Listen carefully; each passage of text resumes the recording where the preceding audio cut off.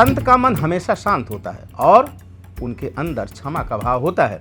ये बातें हम क्यों कह रहे हैं? दरअसल नीमच से 90 किलोमीटर दूर कछाला गांव में रविवार की रात बालाजी मंदिर में आराम कर रहे 3 जैन संतों के साथ 6 लड़कों ने बुरी तरह से मारपीट की थी, जिसमें 2 संत बुरी तरह से घायल हो गए थे, जबकि एक संत जान बचाकर भागे और ग्रामीणों को इसकी सूचना दी। सभी आरोपियों को गिरफ्तार कर लिया गया है। जब संतों से पूछा गया कि उन्हें क्या सजा मिलनी चाहिए, तब संतों ने जो कहा वो वाकई में जीवन दर्शन को बताता है। उन्होंने कहा कि हमारा समय खराब था, हमारे पिछले कर्म थे, हम किसी को कोई सजा नहीं दिलाना चाहते। ये जो घटना हमारे साथ हुई, ये हमारे भाग्य में होनी लिखी थी। जिन लोगों ने ये किया उन्हें ईश्वर सद्बुद्धि दे। सोचिए संतों का कितना बड़ा दिल होता है।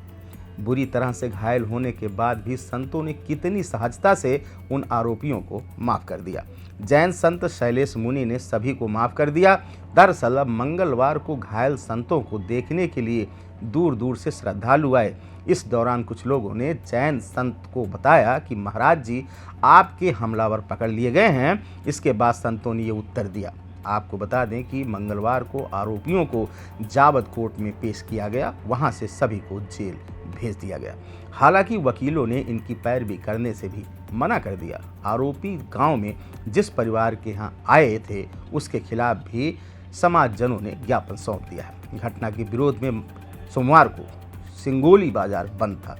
घायल संत शैलेश मुनि, मुनींद्र मुनि और बलभद्र मुनि अभी भी सिंगोली जैन अस्थानक में रुके हैं। हमले में शैलेश मुनि के पैर का नाखून टूट गया, वहीं मुनींद्र मुनि के हाथ, पैर और पीठ में मारपीट के निशान हैं। दोनों की आंखों में सूजन है। बलभद्र मुनि को ज़्यादा चोट नहीं आई है।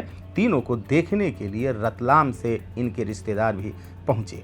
आपको जानकर हैरानी होगी कि पूरे घटनाक्रम के बाद पुलिस और जैन समाज के लोगों ने संतों को वाहन में बैठकर घटनास्थल से सिंगोली जैन अस्थानक चलने का अनुरोध किया, लेकिन उन्होंने मना कर दिया। वो पैदल ही चले। गंभीर घायल मुनींद्र मुनि जी को ठेला गाड़ी से सिंगोली वर्धमान अस्थानक पहुंचाया गया। बाकी संत 10 किलोमीटर पैदल ही पहुंचे। रविवार रात यहां विश्राम किया। तीनों संत स्वस्थ होने तक सिंगोली में ही विहार करेंगे। आपको बता दें कि घटना वाली रात तहसीलदार सहित कई डॉक्टर भी पहुंचे, लेकिन जैन संतों ने रात में डॉक्टर को हाथ नहीं लगाने दिया। किसी प्रकार का कोई इलाज नहीं कराया।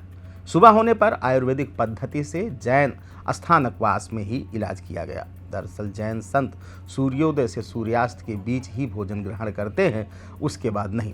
इसलिए उन्होंने दवा आदि लेने से भी इनकार कर दिया।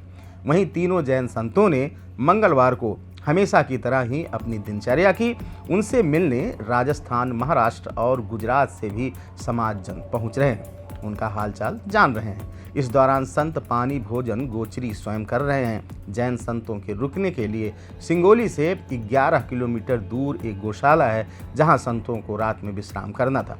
सूर्यास्त के बाद संत आगे विहार नहीं करते, इसलिए संतों ने गौशाला से 500 मीटर पहले ही बालाजी मंदिर में विश्राम करने का निर्णय लिया और वहीं रुक गए।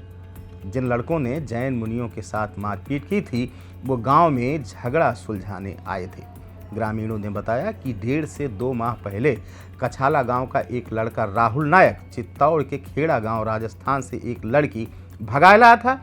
लड़की के गांव वालों को पता चला कि वो कछाला गांव में किसी के यहाँ रह रही है। इसी विवाद को निपटाने के लिए 6 लड़के कछाला गांव पहुंचे थे। यहाँ राहुल के पिता जगदीश, उनके छोटे भाई और अन्य रिश्तेदारों के साथ बैठकर शराब भी पी। इस दौरान लड़कों का विवाद हो गया तो कुछ लोग वहां से चले गए। उन्हें ढूंढते ढूंढते आरोपी लड़के बालाजी मंदिर जा पहुंचे। वहां तीनों जैन मुनि विश्राम कर रहे थे।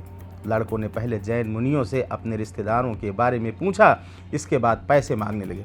संतों का कहना था कि हम सांसारिक वस्तुओं से दूर रहते हैं, हमारे पास रुपए पैसे नहीं रहते।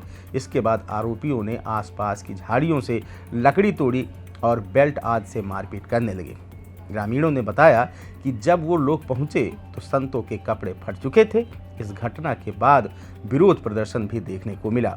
जैन मुनियों पर हमले को लेकर प्रदेश में जगह जगह विरोध प्रदर्शन हुए। सिंगोली, नीमच, बालाघाट आगर मालवा आष्टा में समाजजनों ने रैलियां निकालकर ज्ञापन सौंपे। वहीं सिंगोली थाना प्रभारी भूरालाल भावर ने बताया कि गिरफ्तार किए गए आरोपियों को जावत कोर्ट में पेश किया गया, वहां से सभी को जेल भेज दिया गया। ये घटना वाकई में दुखद है, लेकिन जैन संतों ने इतना कष्ट सहने के बाद भी जिस तरह की सीख दी है वो वाकई में आत्मसात करने योग्य है, क्योंकि किसी को माफ़ करने के लिए संतों जैसा ही धैर्य और साहस चाहिए। ऐसे ही और तमाम खबरों को देखने के लिए जुड़े रहें अनादि टीवी एमपी के साथ। नमस्कार।